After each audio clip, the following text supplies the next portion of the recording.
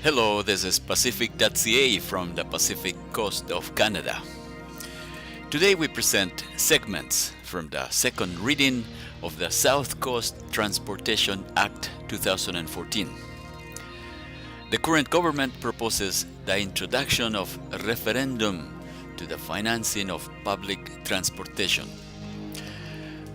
Politicians on the opposition believe that the referendum is being misused as a delay tactic to deflect the government's responsibility to adequately fund public transportation. Apart from the potential misuse of referendum, direct democracy by referendum has been well utilized and supported recently in BC by a significant number of citizens. Here on nowpolling.ca, provincial governments, you go to transportation systems, and then you look for BC Transit, and here's the poll. If you don't see your initiative, your choice, your opinion listed here, the only reason is that you have not added it here yet. Here are some segments of the legislators' debate. I move that Bill 23 now be read a second time. Proceed. Okay. Thank you, Honourable Speaker. Now, swiftly moving on the heels of the previous bill, Bill 22, I am pleased to kick off second reading of Bill 23. Efficient and affordable transportation is indeed the backbone of a livable region and a growing economy. TransLink delivers a world-class transportation network for Metro Vancouver, one that we can all be very proud of. But as we are all aware, significant decisions about how to improve this network lie ahead. Over 1 million more people are expected to be in the Lower Mainland region by 2030, and so we really need to start planning for that future now. Within Metro Vancouver, the transportation system is paid for through a combination of fares, taxes, and tolls. Now, local leaders have told us that expansions of the transportation system are needed and that this expansion will require access to new sources of funding. Government has been very clear, however, and has made a very strong commitment to the people of the Lower Mainland. And that commitment is this: if the mayors of Metro Vancouver are asking the people of the region to pay new taxes or fees for transit and transportation expansion, then the electors must have a say in that decision.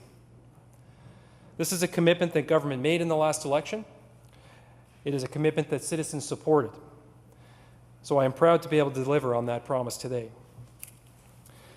Now, Honourable Speaker, I believe that locally elected officials, as I've said several times in the last number of hours, are in the best position to advocate for regional transit and transportation priorities. They are those closest to those challenges. That is why government has challenged the Mayor's Council to develop a regional transportation vision before June 30th, 2014. I'm pleased that over the past couple of months, the mayors have indeed risen to this challenge and have accepted this responsibility. They are working on a vision to clarify regional transportation priorities, associated costs, and potential funding sources. The mayor's vision will provide the foundation for a referendum vote. The South Coast British Columbia Transportation Authority Funding Referenda Act is a critical element in this process, as it provides the authority for local and First Nations members of the Mayor's Council to hold a transit funding referendum in conjunction with local elections up to 2022. This bill also provides members of the Mayor's Council with the authority to make recommendations to government on any question that is to be put to the electors. This bill also this will also ensure that the question will accurately reflect the hard work the mayors have undertaken in developing their vision, complete with priorities and preferred funding sources. Now, a referendum held under this Act will apply to all residents within TransLink's transportation service region, essentially all of the residents of Metro Vancouver, including individuals living on Tsawwassen First Nation treaty lands. And as I have promised, this bill also provides for the government to reimburse local and First Nation governments for the costs of administering a referendum.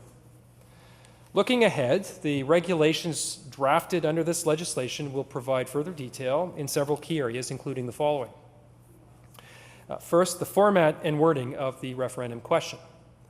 Second, the amount or formula that will be used to calculate the reimbursement to local governments. And third, the rules that will apply to referendum administration, which will draw from existing local government elections regulations. This legislation also makes amendments to the South Coast British Columbia Transportation Authority Act that underscore government's commitment to the citizens of Metro Vancouver by requiring that any future requests from the Mayor's Council for new funding be accompanied by evidence that a majority of the region's electors support their proposal. I would also like to note that as part of my discussions with the Mayor's Council, I have provided them with the option of holding a referendum outside of the local election cycle before June 2015. This legislation allows for a referendum to be held prior to this date as a standalone vote. This legislation delivers on government's commitment to the taxpayers of Metro Vancouver and provides the Mayor's Council with a tool that can be used as part of their efforts to expand the regional transportation system. Now, with that, Honourable Speaker, I look forward to the comments from the member for Vancouver Fairview, as well as other members of the House, and a more detailed discussion during committee stage. Thank you. Thank the Minister and recognize the member from Vancouver Fairview. We had the 2008 Provincial Transit Plan, and then in 2010, to much fanfare, the province and the mayors signed a regional transportation agreement. Well, that announcement was worthy of some kudos and some congratulations. The only problem is that it's now 4 years, almost 4 years after that announcement, almost 6 years after the Provincial Transit Plan, and we're still in gridlock on funding. And the result of the gridlock on funding, there's a lot of causes of that gridlock, and it's been repeated over time, and I'll detail some of this. But the most recent one was a surprise thrown to all of us from the Premier of British Columbia that any increase in funding for TransLink to enhance service, to build new infrastructure, or even to keep up with a growing population, even to provide the current level of service, would have to go to a referendum. This caused loggerheads to develop between the government, the new minister, the Premier, and the Mayor's Council on TransLink. TransLink immediately suspended parts of planned expansion in their base plan and supplemental plan. 306,000 hours of additional bus service that were planned just to keep up with current demand and a growing population were put on the scrap heap. Were put on the scrap heap, Honourable Speaker, because TransLink believed that it would be irresponsible to go forward with that plan without the funding to pay for it, even as they were continuing to provide service by eating into their reserves at a rate that many people believed was completely unsustainable. April 8th, the government announced it would create a working group with regional mayors to look at sustainable funding sources for Metro Vancouver Transit. Now, this is nearly 3 years after the parties signed a deal to do so in September 2010, when Gordon Campbell was the Premier of the province. 3 years of no action on a widely announced initiative between this provincial government and the mayors in order to put into effect the province's own 2008 transit plan and to meet the needs of the people in Metro Vancouver. So, the working group is set up and is scheduled to come up with recommendations to allow the province to introduce legislative changes by spring 2014. It was supposed to make recommendations by the end of September. Well, Honourable Speaker, it is spring 2014, and we're debating legislation on a referendum that may not happen for another year, at which point, if it passes, TransLink will then be waiting for this government to call the House to session and pass whatever enabling legislation is necessary in order to find new funding sources to make up for the shortfall in service to a growing population in Metro Vancouver, and to invest and plan for infrastructure, whether it's new buses, light rail, or subways, to meet the demands of the future. And in the meantime, Honourable Speaker, TransLink's own figures show that at this current rate of funding, that by the year 2020, if you consider service on a per capita basis, because of the growing population in Metro Vancouver, by the year 2020, service levels will have regressed to where they were in 2004. How on earth, Honourable Speaker, does that meet the 2008 transit plan of this government or the Livable Regions strategy put together by the democratically elected mayors and councillors of the Metro Vancouver region? The answer is it does not. We're in policy gridlock here. Nothing has happened. Promises were made that were not kept. So here we are with an off-the-cuff election promise to have a referendum that is holding up progress on meeting the transportation needs of the people of the Lower Mainland and the economic needs of the entire province of British Columbia. So on the one hand, you have the government, the minister, and the premier saying it is the responsibility of the mayors to design the question, that they're the holdup, that they need to come up with the priorities, they need to find the wording of the question. It is the responsibility of the mayors to read the collective minds of the government and come up with a question which the legislation tells us can only be in the form of a recommendation, so they better guess right. So to begin to sum up, Honourable Speaker, despite aggressively cutting costs, TransLink faces a $472 million shortfall between 2013 and 2015.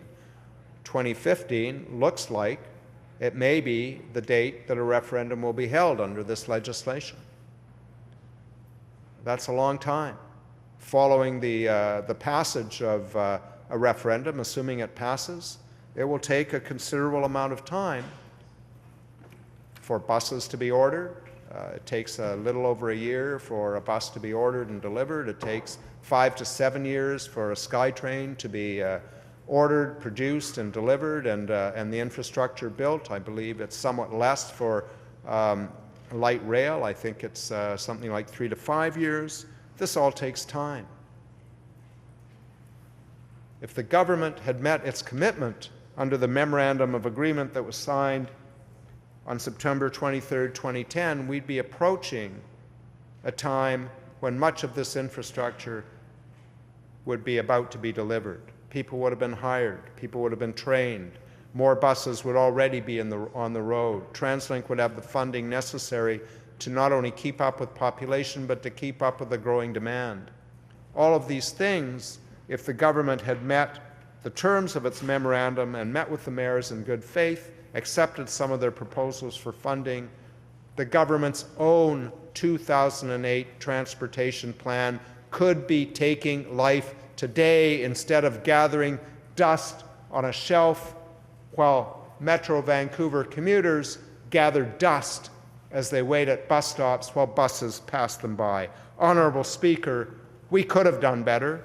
We should have done better. 306,000 annual service hours that were needed to reduce overcrowding, that were needed to keep up with the UPass program, cut.